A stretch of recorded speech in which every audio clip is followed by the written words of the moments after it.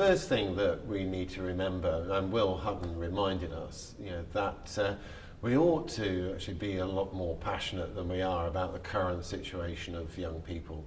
And the real problem is that actually the prospects for the youth labour market over the coming years don't really look to be improving. If you look at projections for unemployment overall, really, most economists, the Treasury Bank of England aren't really sort of projecting it to fall significantly. Because we don't have that economic growth that we need to generate the jobs.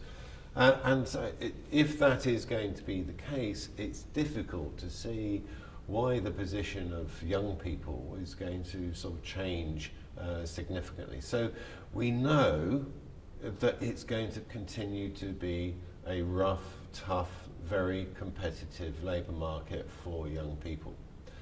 And in those circumstances, I think as a country as a whole, we ought to be, as Will Hutton said, a lot more passionate about what we are doing, all of us, to supporting young people. Because there is no doubt that 16 to 24-year-olds, very many of them will be spending 6 months, a year, 2 years, maybe longer, unemployed.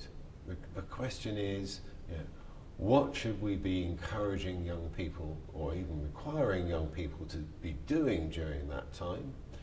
Should we be putting in place a job guarantee so that young people cannot slip into long-term unemployment? So the door is open to a temporary job, which, as the Future Jobs Fund has shown, actually can and does work for many people. And so that's not just about improving the existing programs that we've got at the moment, but we ought to be taking a fundamental look at whether or not we're doing sufficient overall. And that's not just government, but also the individual responsibility of companies in terms of broadening out their range of work opportunities, work experience opportunities. And what's been really interesting in this convention is hearing the range of different models that employers are using, from just sort of, if you like, one-day sound bites of their company, through to sort of longer and more extensive traineeships, internships, and so forth. Just more of those are needed.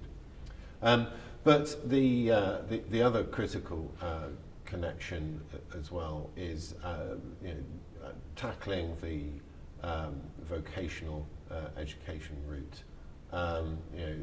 This has been around for many years, and still we do not have a valued and credible vocational education route, valued not just by employers, but critically by young people and their parents as well.